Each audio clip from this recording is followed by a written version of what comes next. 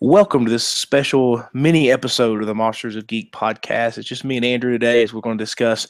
We apparently there's some stuff going on in the NBA. Who knew? This 24/7 league. A big trade was going on. Actually, had already went about 2 days ago. I guess it was Wednesday? Was it Wednesday? Yes. That it was put through, or Tuesday? Tuesday's when the trade went through. Okay. Got off work, or about an hour before work. I was checking Twitter, and there's all these rumors that Cleveland and the Cleveland Cavaliers and the Boston Celtics was closing in on a deal for Kyrie Irving. The story for Irving, as some of you may know, some of you may not, is that he had requested a trade about 3 weeks ago, 3 or 4 weeks ago. It's been a little bit now, and wanted out of Cleveland. Did not want to play with LeBron James, and wanted to kind of have his own team. Apparently, that's what the reports were saying.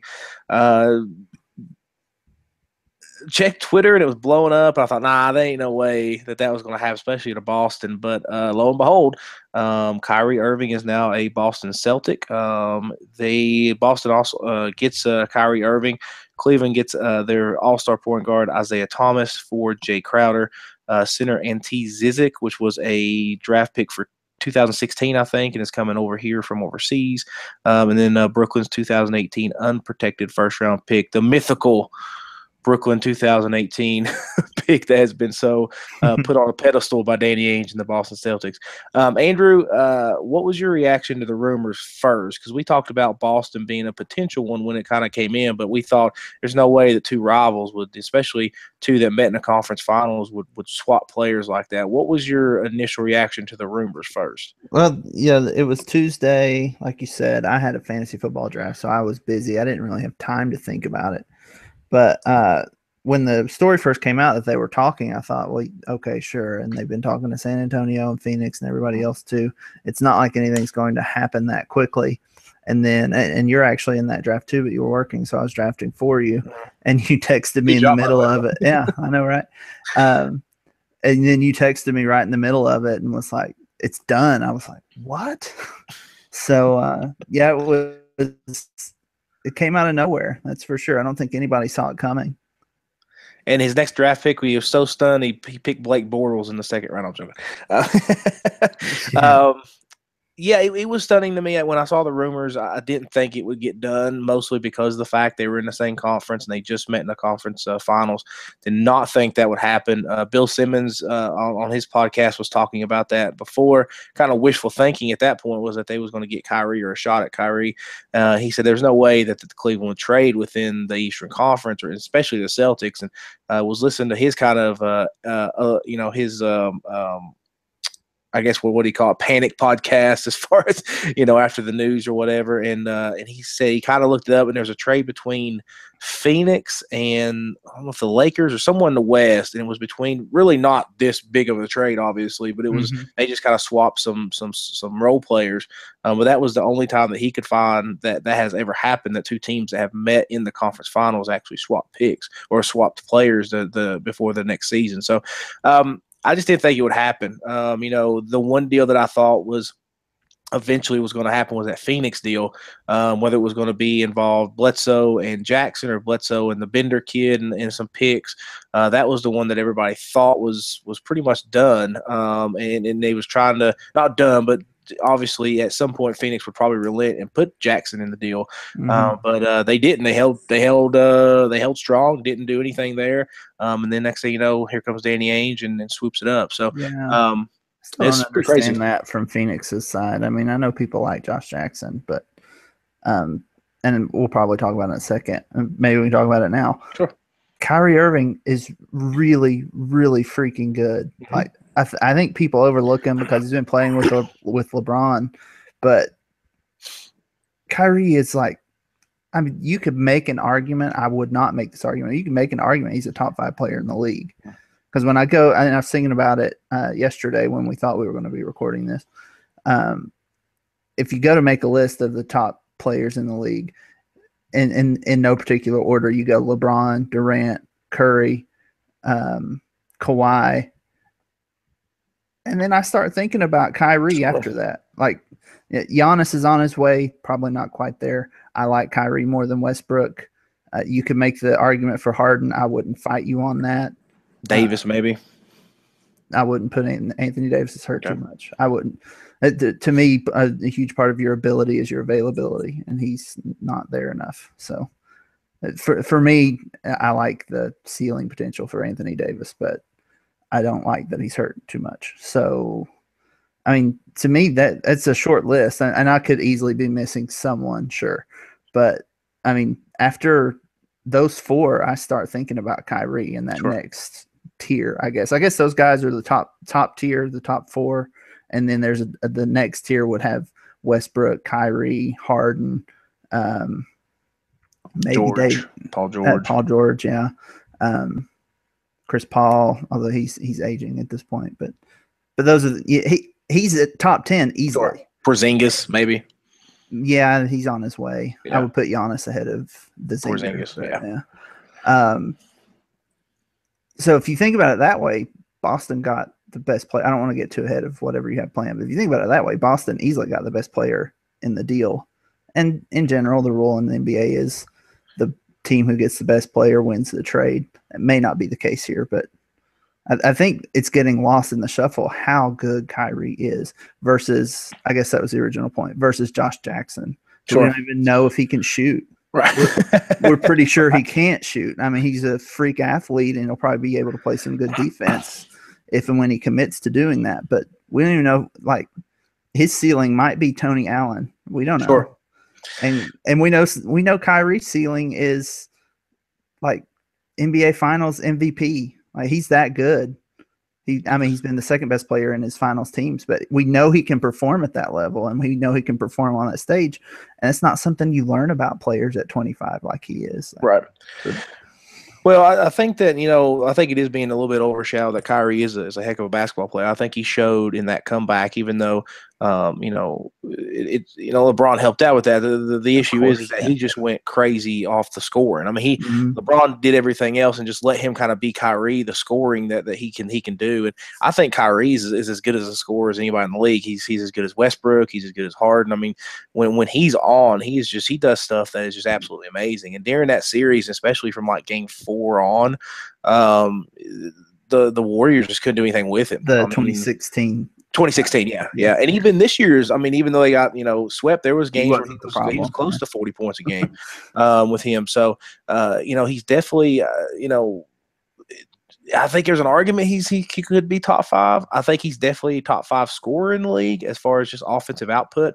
But I think that people are, and let's just talk about Cleveland side, and then we'll kind of look at sure. You got the best deal, but I don't think there's a best deal here. I think they both got good pieces. I agree. This trade is going to be measured on how much they got, because you look at the Paul George trade. Indiana got 10 cents to the dollar off of that guy, and then you look at whether or not he was tampered or not. They still pulled the trigger on it, and then you look at the what's his name? Chris Paul. Well, I thought the Clippers did okay, obviously, but for a 30-some-year-old point guard, given what they were just going to lose them flat out, and Houston didn't have to make a trade at all. I thought the Clippers did what they could there. Yep. And then Butler, that's what I was thinking of. Jimmy Butler trade. I think that Chicago at the time, I was like, that's pretty good. And then I was like, well, wait a minute. You just Timberwolves got Jimmy Butler for a guy that's hurt, a point guard that can't shoot, and a draft pick that wasn't even lottery. Yeah, basically. That's what it was. Yep. So this trade is much better compared to this one and some of the other trades that maybe over the last couple of years where the team that got the player didn't give up as much as the player was worth. Let's go down and see what they got here. So they basically swap point guards. Isaiah Thomas comes to the Cleveland Cavaliers. You get Jay Crowder in the deal as well. You get the center Ante Zizic again, a center from Europe, and then also Brooklyn's 2018 unprotected first-round pick. They're basically swapping scorers. There's an argument Isaiah is much more efficient. Now that would either Brad Stevens' system, and then maybe Kyrie will have to be more efficient in his system, which I think he will be if he buys into it. A lot of dribble handoffs, a lot of running off screens for quick shots. Kyrie's definitely, that's his game, so hopefully Stevens can kind of get him to buy into that. But they're basically swapping. I think that, let's see, what was it? Isaiah averaged 28 points a game, 27. Kyrie averaged 24 a game, 25 a game. So basically just a swapping a point guard. As the second option, Kyrie. As the second option, Kyrie. Yeah. Right, yeah. So then I think Jay Crowder was a good get. You talk about Josh Jackson. You get a guy that is kind of Josh Jackson, what Josh Jackson could be. You've got he can be a great defender sometimes. I think he dropped off a little bit in the playoffs last year, and then also he's inconsistent at three, but he can hit an open three every so often. I think you just get an older version of Josh Jackson with Jay Crowder, and then the Zizic kid. We don't know much about. Watch some film on him on YouTube. He's an old school kind of post guy. Reminds me a lot of Timothy Mozgov. He dunks a lot. He's got some good post moves. I'm not really for sure. I don't know if they could have got somebody else in the trade, maybe another draft pick instead of him, but I don't know if he's 20 years old, definitely someone they could build around if LeBron leaves. And I think, Andrew, that's the crux of this trade. You get a guy in Isaiah Thomas that's an all-star. There's some questions about his health, but he seems to be going to be okay. Maybe he'll miss a couple games the first of the year, but he seems to be okay. You get a defender that they needed desperately last year against Golden State. You get a young center in the deal, and of course, possibly a blue chipper in the lottery with that first round pick that Celtics got from Brooklyn, and that's been the pick that Danny Ainge just didn't want to give up. I don't know what, obviously getting Kyrie will help you push that. He said they asked him about that pick, and Danny Ainge said, we still think it's a valuable pick. We just thought Kyrie Irving was more valuable, and that's why they gave it up. Andrew, looking at the deal that Cleveland got, it's safe to say that they're hedging their bets to either one. If LeBron stays, they got another guy in Isaiah Thomas. They've got a first-round draft pick to swap. If at some point he says, hey, man, I'm coming back to Cleveland, they've got some assets to kind of turn it around into another all-star. But if he leaves, still has a pretty good player in Isaiah Thomas. Jay Crowder's a good player. You get a young 20-year-old center and possibly, like I said, another blue chipper. Talk about the Cleveland trade. When you saw what they got, what was your reaction to what they got back? So at first I thought, Boston won that easily. Like I said, Boston gets the best player. Boston won that. But then you look at what Cleveland got. You look at how it's going to fit into what they've got now. Isaiah Thomas is not Kyrie Irving, but he's close enough that I think they'll be okay given Kyrie's role in that offense. A bit smaller. I mean, I think that's the issue. He's worse on defense, but Kyrie didn't give you much defense anyway. So I don't think it's going to be too much of a problem. I do wonder if against the Warriors, will Steph be able to make Thomas look sillier than he was able to do to Kyrie? Possibly. I don't know. But I do wonder that. So I don't think it's significant enough a downgrade that you say, oh man, that's just killer for them. I think it is a downgrade, but I think it's fine. Adding Crowder, again, like you said, a good defensive guy, a guy that can hit a three. That's what Cleveland has been missing a lot, is a 3-and-D guy. Yep. They tried to do that with Corver, but they kind of forgot that half of 3 you have to have the D to be a 3-and-D. Yeah. Right? So if all he does is kind of fill that role, he's not as good a shooter as Corver, obviously. But if that's what he does, if he's playing, stand in the corner and catch the Harrison Barnes role, basically, the Warriors offense 2 years ago, then I think that could be a good piece for them. A lot of teams wanted Jay Crowder. Anytime there was Boston was involved in a trade deal, Jay Crowder's name came up. I don't know if that's because he was expendable or because teams wanted him, but one way or another, I think he will fit in with Cleveland pretty well. He's on a really good contract too. I think it's like $7 million over the next 3 years or something. So it's a super cheap contract for a guy that's probably outperformed that contract. Right. And speaking of that, Isaiah Thomas is playing for a contract this year, so that helps as well. Kevin Clark what's his name? Kevin O'Connell. Yeah, Kevin O'Connell. On Bill Simmons' podcast mentioned this several times with Thomas that the moment his athleticism starts to go and he's 29 years old, he becomes I don't think he'll be able to play in the NBA, even as a role player. The moment his athleticism starts to give him up, to let him down, just because he's so small. So that makes you nervous, especially with the hip injury. but he's going to be motivated. So I think he'll be okay, especially for 1 year. I think Cleveland, and I don't really care about Zizic, so whatever on him. But I feel like they got two good guys. They didn't lose enough at point guard that I'm terrified for them, and they gained a good 3-and-D guy. So I think it works out for them. And with that pick, you could say, well, that makes it more attractive for LeBron to try and stay. And I think it does put Cleveland kind of back in his field of vision as, I could stay here. But one thing I wanted to bring up, and they talked about it on that Simmons podcast that apparently we both obviously listened to. I don't know that Brooklyn pick is as valuable as we have been thinking it is. Well, they brought it up, and that was something I didn't think about. As bad as we make fun of Brooklyn. Brooklyn's made some good moves to get younger and better. I think that move with LA to bring in names are just flying out off of D'Angelo Russell. I thought Mozgov, man. Yeah, well, you gotta take the good with the bad on that one. Yeah. I thought that was a brilliant move by them, and I think that one of the things that was said was they don't have draft picks, so they trade them all the way to Boston, basically, and or whoever else was within deals to get those.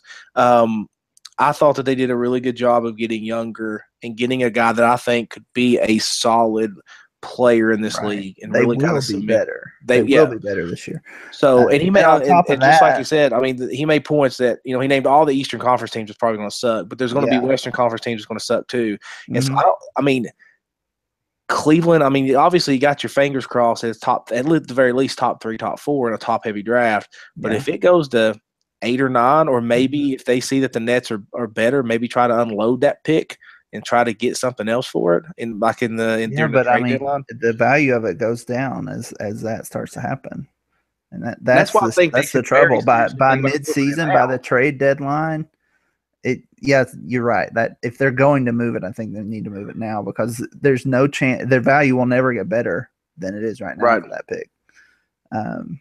So if they want to commit to trying to convince LeBron to stay, then that's what they do. I'm just not 100% convinced that they believe he's going to, and if he's not, then you keep that pick. Right. I think that there's enough interest out there. You could still look at Phoenix. They could very well still get someone like an Eric Bledsoe or something like that. Makes a logjam at point guard, but I think that they could still go out and try to find something with that pick that's still, because I told you, I said I don't think they're done. I don't think that. I think the more, like you said, the more they set on that pick, the less it becomes. I think that if they could go out and get not even like an all-star, but someone that is young and could very well be another young kind of pillar in case LeBron leaves, I think they should seriously look at it. And there's no doubt in my mind that people's calling them about that pick. I think that it's going to be a leverage for the rest of the league to be like, hey, I've got this guy, he could really help LeBron stay. I think obviously they're going to use that with that pick. So I think, the new general manager for the Cavs did a great job with this. I thought they got back a lot of talent off of it. And I think there's a potential to get more off of it if they choose to. I just don't know if they're going to do that. Do you think they could get for the pick Fry, and I've not looked at salaries to know if this works, but for the pick, Fry's expiring and Shumpert for 2 years, do you think they could get a CJ McCollum from Portland? I think Kevin Love would have to be involved in that trade. That's fair. I didn't think about that. Yeah, I think would that be good for them? So you do Fry, the pick, and Love? Yeah. And then go there, and I think that gives them one more. For McCollum. That's maybe too much for. Yeah. That's what I was thinking. I think it was too much for McCollum. Love and Fry. Just drop the pick. I think it could. If I'm the New York Knicks, I'm calling about that pick. See if there'd be any interest in Carmelo for that pick. I don't know if the Cavs would do that, but I think that they should probably get on the horn, especially if they can't get this Houston deal done, which it doesn't look like they're going to, without at least another third team. Yeah. So if I'm New York, who's trying to rebuild, you got Porzingis, you drafted the kid out of France, you picked up, whether or not you like Tim Hardaway Jr., he's still more solid than what their whole roster was last year, basically. So I think that you call the Cavs back, hey man, we've got Carmelo. What would you what else would you need, or is that enough to make just a swap for him and that pick? It's interesting. But just to name a few teams that are probably going to tank, while the Nets are not going to tank because why would they? They have no incentive to do so. Orlando's definitely going to tank. Chicago will probably tank. The Knicks could tank. Detroit might. I don't know about them. And then Phoenix probably could, and the Sacramento probably will. I don't know if Phoenix will again, but they could one more time.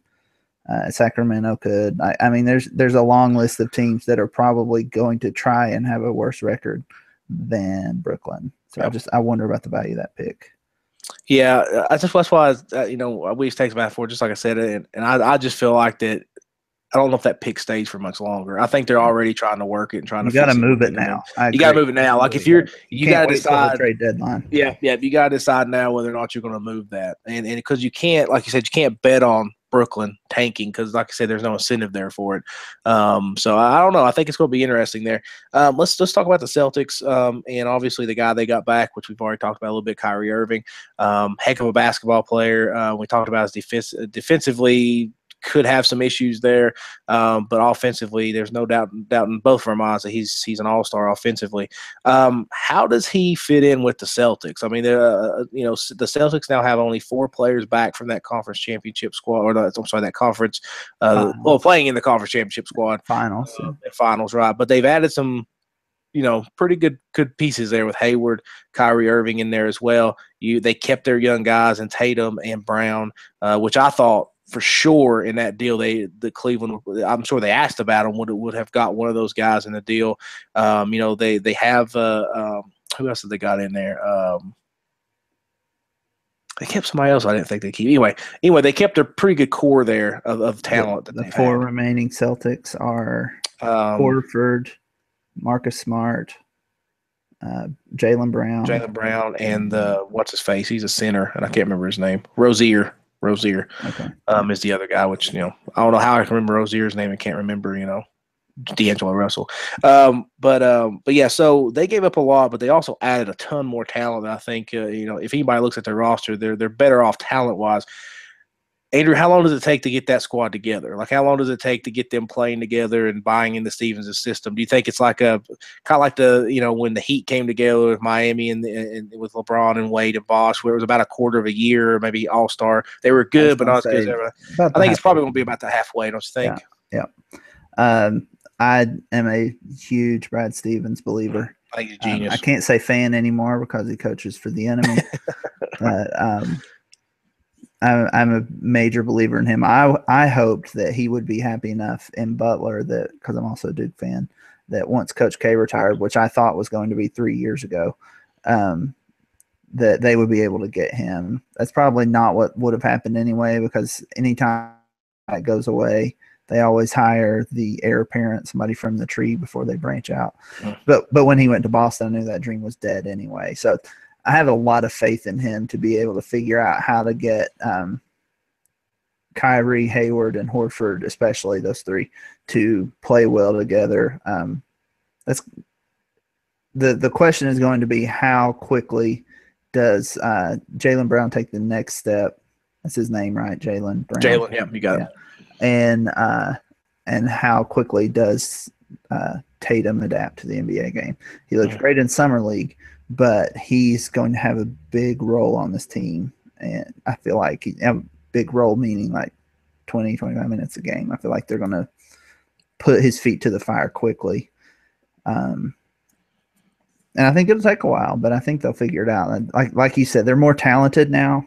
It's just they've got so much turnover, it'll take a while to pull it together. And that's something Ainge has always said. He's trying to always get blue chippers, and he'll make that deal. I mean, he traded a beloved figure in Isaiah Thomas, and even he said in the interview that it was tough, but it's business. And when you get a chance to get someone like Kyrie, they're definitely going to do it. I think that as far as I think Steven's systems does really well for Kyrie. I read an article where, when he hasn't really played in an offensive system, as far as like in the sense of just not a lot of isolation. Mm-hmm. One of the stats that came out was that Thomas, I think, had 7% isolation for his average, as far as scoring plays. Kyrie was like 24% or something, which is I think it's like top 5 or something for isolation. I was going to say Kyrie is like, other than LeBron, the top ISO player in the league.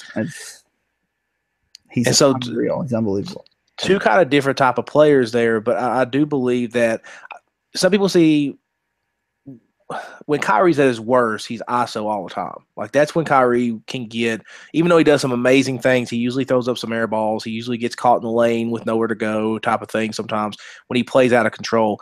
But that's something that I felt like the Boston Celtics didn't have last year. Like, as good as Stevens was with that system, they didn't have a guy that you could go in the last 2 minutes of game and be like, clear him out. It's your game. Go score us a bucket. They didn't have a guy like that. Isaiah Thomas was awesome, and Isaiah Thomas was a scorer, but he's not a guy that you can clear the floor and just say, hey, go get it. You have to run a set pick or something like that to get him free, mostly because of his stature, but just to kind of get him free. You don't have to do that, Kyrie. And I think that's something that the Boston Celtics really – then you add someone like Tatum, who's also good in isolation, and can really score the basketball. I think you got two guys, an elite scorer and a guy that could be an elite scorer that could really help this team kind of take the next – because that's how Cleveland beat them. They had two guys you could just clear them out, say give it to LeBron or Kyrie, they're going to get a bucket. And then on the other end, when Celtics need a bucket, they would have to, Brad Stevens is great, but not every play is going to work, and they had to really depend on his play calling and then the execution of it. They didn't have a guy that could just play one-on-one. Yeah, and Cleveland also beat them because they were immensely more talented. Well, that's true. Yeah, I mean that's true. Boston getting the 1 seed Boston getting the 1 seed is the most ringing endorsement for Brad Stevens I think you can put out there. Right. Let's talk about Isaiah Thomas a little bit. We talked about Kyrie. We kind of touched on what the Cavs got back, but I think the big question mark with him is his hip. There were some reports that he could have had surgery, but of course, hip surgery. I mean, you look at Bo Jackson, and things have changed obviously since Bo Jackson, but a hip is something that still is a huge red flag with athletes today, no matter what sport you're in. Even baseball, you got a bad hip, and even baseball is concerned about that. It's interesting that Ainge said that one of the reasons that he could let go of Isaiah was the fact that he had some kind of concerns about that hip.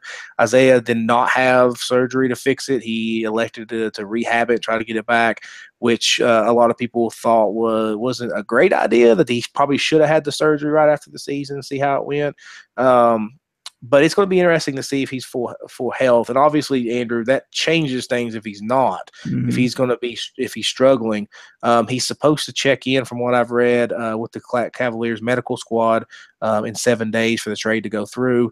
So this trade may not go through. I mean, if he doesn't pass the team physical, or I don't know if the Cavs have waived the team physical possibly, or have waived that as a possibility, but you have to think that there's something in there that they have to feel pretty good that he's healthy before they get that trade official. Yeah, what I had seen was that Cleveland or Boston or both, or I don't know, felt fine with his status, fine enough to go forward with the trade, obviously. It still scares me, and I really think that could be the most underrated part of Boston trading him is they get a better player and they don't have to give a 5'9", 30-year-old point guard a max deal next year. Because I don't think I would have done that if I was Boston. I don't think they would. I don't think they're prepared to do it. Ainge becomes a major villain if he doesn't do that next year. But now he's traded. He's got Kyrie, and Ainge doesn't have to be the villain now. He's the hero because they upgraded. They got rid of a folk hero, and that's sad for Boston kids everywhere. But they upgraded and they avoided what I think would have been a pretty difficult decision for Boston next year with Thomas. I like him. I appreciate how incredible he was, how hard he played. Playing 2 days after his sister died tragically. Playing with that hip injury later on. I don't remember exactly how that worked, but I mean, the dude's got hard. He plays his guts out, and he's incredible. He really is. But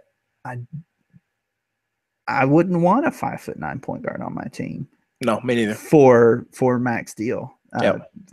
At the price Cleveland's got him for this year, yeah, you take that. But I don't know. It's scary. It sounds like the kind of deal that Cleveland will sign him to, and because Cleveland's outside of LeBron is a bad organization historically, and it's the kind of bad contract that bad front offices find themselves in. Well, I mean, but on the flip side, I think you look at what Cleveland does, and if Cleveland didn't want to take that on, they don't have to. Say LeBron leaves, they have no, they have a pick to jumpstart the rebuild. They could trade away Kevin Love for a couple more for a pick or two or something like that. And if they don't want Isaiah, they can just let him walk and not pay him. Opens up a lot of salary cap room, and they can start a rebuild better than they did when LeBron left. Let's just be quite honest. LeBron, when he left Cleveland, it had nothing. To kind of put any type of younger foundation on. So I think they're in a better spot. I don't think they have to sign Isaiah Thomas. Now, whether or not they do, I think they will. Regardless, I think they will to try and keep LeBron, and I think they also will to try and stay relevant if LeBron does leave. I think, then he may not sign there. He may choose somebody else, but I think they will try and sign him. Just as, not a power move, maybe, but just to try and stay relevant, I guess. And I mean, then they could keep Love if they want. I mean, that team's not going to win the finals or anything, but it could still keep them relevant in the sense of, in the middle of the East, I guess, if that's what they wanted to do. But I think, there's a lot of tough decisions there for Cleveland, and I don't. Let's talk about the kind of the not really the elephant in the room. It's the big explosion in the room about to go off. Is this enough to keep LeBron? Is this enough to keep him in Cleveland? I don't know. Andrew. I don't know if that's enough to keep him in Cleveland or not. On its own, I don't think so. In listening to people this week after the fallout of the trade, it sounds like LeBron does not know what he wants to do. Mm-hmm. That's why he's not coming out and saying, no, I'm staying in Cleveland, or no, I'm definitely leaving Cleveland. Like, I think he genuinely doesn't know. I think he's leaning towards leaving. And with the team he's going to have around him after this year, because I think Cleveland would still be the favorite unless Boston just gels in a way that blows our minds. Having LeBron is the ultimate trump card. But going forward, if the team as it's constructed today is the team that they're trying to sell him on after this season, I don't think it's enough, and I don't think he's going to care about even if the Brooklyn pick turns out to be the number one pick, and you get Marvin Marvin Bagley, or the other kid. Marvin Bagley. And even if you get him, like, I don't think that's going to be enough to convince him. It'd have to be the number one. You trade it and get another guy, and maybe you can convince him that way. But as the team is constructed today, I don't think it's enough to keep him there when he could go. Number one, I think it's time for him to go to the West because, fair or not, the making it to the finals and losing criticism isn't going to go away. He would be better off in terms of his legacy if he's not going to win championships, and it's going to be really hard to beat Golden State.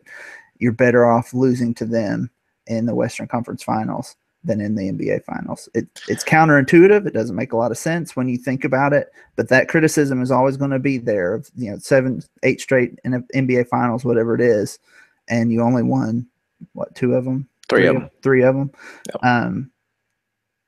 That's going to be you're going to be more criticized for that, and the East is terrible. So you're better off losing in the Western Conference Finals for one reason, or maybe the biggest reason is that when you lose in the Western Conference Finals, the Eastern Conference Finals is going on. When you're the NBA Finals, you're the only story. You're it. Period. Yeah. And not just in basketball, in sports. There's nothing else going on. Nobody watches June baseball except mega nerds. So I think he's just better off in the West. And I think, LA, especially LA, offers some unique opportunities that he's not going to find even in Boston or New York. Well, one of the things that I read today is, I can't remember where the article was. I've been Bleacher Report or something like that, but there was, I think it may have been ESPN. I can't remember where I read it, but he was talking about how at this point in his basketball career, we talked about right before game believe it was Game 6 of the finals. He talked about, or was it Game 5, Game 6, I think. No, Game 5. It was before Game 5.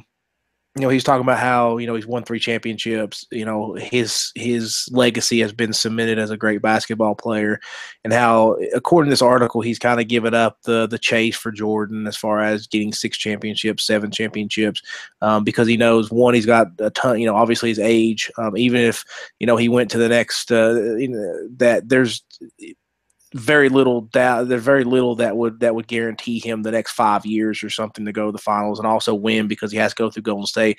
And the way that he looks at Golden State is, I got to go through them regardless, whether it be if I go to the West or if I have to go to the finals, I've got to play Golden State regardless. So what's the point? What does it matter where I play them at, or what conference I'm playing them in? And just like, he's very focused on his film stuff, his TV stuff, his restaurants and stuff like that. His agent and his I guess his last name's Carter. His base, no, yeah, Vince. He's moving to LA for Vince. But the other guy that's basically his confidant has already moved to LA, so they're already setting some stuff up.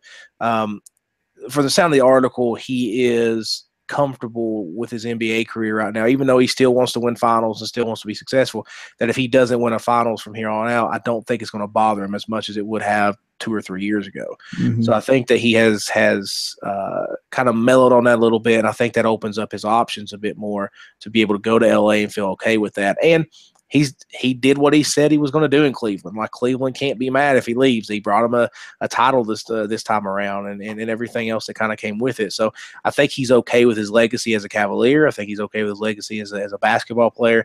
And now he kind of wants to start creating his legacy as a multimedia mogul. And he's already kind of successful at that already, as far as that goes. So I think it comes down to, does LeBron feel like he can stay in Cleveland and still be able to do everything like that? This is a different world than it even was 5 years ago when he started all this stuff. Being able to live somewhere else and still be able to a successful businessman and successful in other ways. I don't think you need a big market for that. I think LA's tried to pitch that to free agents the last couple of years, and it hasn't worked. But for someone like LeBron, it could very well be much easier for him to do it there than anywhere else. And I think he is torn. I don't think this is something where he wants to leave Cleveland again. I think obviously the first time he left Cleveland was sole basketball reasons. Like that, they were not going to get the team around him. They just wasn't going to get free agents to Cleveland, and that's why he left. They didn't deserve LeBron. No, they did. Not at all. No, they did not deserve him. No, not at all. And he did everything he could. I mean, you look at those rosters, and if he just would have had one more player, I mean, he probably would have made, but they just couldn't do it. And I think this time it's more of a, hey, let's look at the rest of my life this time. Where would I rather be? What would help me achieve what I want to achieve beyond basketball? And I think it's still tough. I don't think he wants to leave Cleveland again, but I also think that LeBron's very much, I guess, a futurist to a certain extent, and he wants to be able to expand out besides basketball. And I think LA gives him a better opportunity to do that. Mm-hmm. Yeah, I think he's still pretty legacy obsessed. I think his focus is going beyond basketball, like you said. But I still think he cares. Oh, yeah. And to me, and I said this to you when he went back to Cleveland several years ago, or 4 years ago? 4 years ago? 3 years ago now, right? Yeah, what better endorsement for his legacy than to bring the Lakers back to prominence? To me, other than, I think the only thing that would be bigger than that, and I'm not even sure that it would be bigger, is to bring New York a championship, to win one for the Knicks. I think that would be pretty huge too. But if you look at what he's done, he's not going to get three in a row at this point in his career like MJ did. So he's got to do something different that still that pops. You know, when you're telling his story, what's something he can do that pops? Number one, he won championships with 3 different teams. That would be pretty big. Winning one for his hometown, Cleveland. That's pretty cool. So a pretty cool deal, I guess. So to me, winning one for the Lakers, and I don't think he'll go to the Knicks because they're as poorly run as Cleveland is. So if you're going to go to a poorly run organization, might as well stay where you're at. You stick with the one you know. Yeah. So going to LA, bringing them a championship, I think that would be great for his legacy, and I think he's aware of that. And he's and of course, if I'm thinking about it, he's thinking about it. I mean, he just texted me that yesterday. Yeah. So yeah. So I just think that will hold a lot of weight with him. As a Lakers fan, of course, I hope it does. And then one other kind of side thing it does is make the Lakers a very interesting team to watch this year. Not because they're going to be good this year, because they probably will not be, but we'll be watching for the same things that LeBron will be watching for, or we should be watching for the same, which is Brandon Ingram going to take that next step? Yep. Is Lonzo as good as Lonzo looked in the summer league? Is he going to pop? Are they going to be good enough if I can get Paul George and I don't know, somebody else to come and play with me in LA? Yeah. Are they going to be good enough as a sporting cast that we can win? We can beat freaking Golden State, who, by the way, might trade Klay Thompson for some reason. That's a different story. Well, apparently the Cavs checked on it. I mean, that was the rumor that they actually called and was talking about a Kyrie for Klay swap. And obviously, Golden State said no. I don't know how Kyrie would fit into Golden State. I don't think he would fit in very well at all. But but culture-wise and just lineup-wise, how would you pull that off? I don't know. I don't think you could. I don't think you could either. One other thing I want to say about Kyrie that we missed before. And a common criticism of him is, look what he did when he was with Cleveland before, and he was like the star of the team or whatever. And of course, they were terrible and they lost a ton of games. It's like, well, yeah, he had nothing at all else around him. And he was 21. Yep. He was 21 years old. And he was still lighting the league up. I thought, from what I can remember, he would have 50-point games here and there. Like he was impressive. The team was just terrible because the team was terrible. That's not his fault. I can't name one person besides like Anderson Varejao that was on that team. Exactly. And he was 21. It's like people criticizing Aaron Rodgers because he couldn't win the big game after he'd been the starter for 3 years. Okay, he's had 2 opportunities in 3 years. I don't know. It's just we get in a hurry to judge people. And the same happened to Durant as well when he first. He can't beat LeBron. It's like, well, yeah, he was 23 years old playing in the finals against LeBron at the height of his powers. Of course, he couldn't beat LeBron and D Wade and Bosh. And Chris Bosh, right? Yeah. So I think that is not a fair criticism of Kyrie. He does deserve some criticism. He can get a little me focused in game. I said it to you several times before. In those finals games, you would watch. You could count on it. Curry makes a play, does something impressive. Kyrie's going to take the ball and not pass it on the next possession. He's going to do something. He's going to try to either hit the same 3 or make the same move, do something. And it worked a lot because he's really good. Sure. But he can get a little me focused. Anyway, that was one other little Kyrie note that I remembered I wanted to sneak in there. Yeah, I think, just to kind of wrap it up here, we want to kind of keep it a mini episode here. I think both teams got as good as they could have out of this deal. I don't think that there was a trade that I heard of that was any better. There's some trades with Milwaukee that was bantered around, Middleton and someone else for Kyrie. There was one with the Pistons for Monroe that was being talked about, but none of those. The Phoenix one, obviously we talked about, and even Devin Booker's name came up at some point during that time as well. But I think that Cleveland got a good package of players that could help LeBron stay if they're successful, but also help a rebuild. And I think we're both agreed that maybe by the end of the year that Kyrie would be that placeholder for that top 5 player in the league. And the Celtics under Brad Stevens could really unleash Kyrie and just be unbelievable and be even better than he is today. So graded, I think they both did A's. I think they both did a pretty good job. Yeah, props to Cleveland, especially because their hands were very tied once he demanded a trade. Once he said, I want to be traded, their hands were extremely tied. And they came away maybe not better, but still good for this year. And their hands aren't tied anymore. They have options again. They can, like we said, you could flip that pick and make something happen for this year, or you can plan for the future. But they made a lot of good out of a pretty crappy situation. Yep, I agree 100%. It's going to be interesting. See that these funny enough, these two teams actually open up the year. First game of the year is going to be, I believe they're playing at Cleveland. I think so. It's Boston at Cleveland. First game of the year, so that makes it even more intriguing. And they play, not only do you get the two best teams before this trade in the Eastern Conference, but you also now you get the added intrigue of Kyrie going back to Cleveland. The game to watch is going to be February 11th when they play at Boston, because by that time you figure they will have learned how to play. Boston will learn how to play together better. Yep. And that's Paul Pierce's jersey retirement night. Jersey retirement. That's it. Yep. That should be fun. That's going to be interesting. All right, man. We'll wrap it up. We just want to talk about that a little bit. We tried to get together a little bit sooner, earlier this week, and just couldn't really do it. And so Andrew got off early. I'm off. I call football, so it's right between the time I need to leave here. So it worked out. So hope you guys liked the first mini episode. Maybe we'll do some more of this, especially throughout the NBA season. And, just talk about some cool stuff. So for Andrew, this is your editor-in-chief, Aaron, and we're out. Thanks for listening. Yes.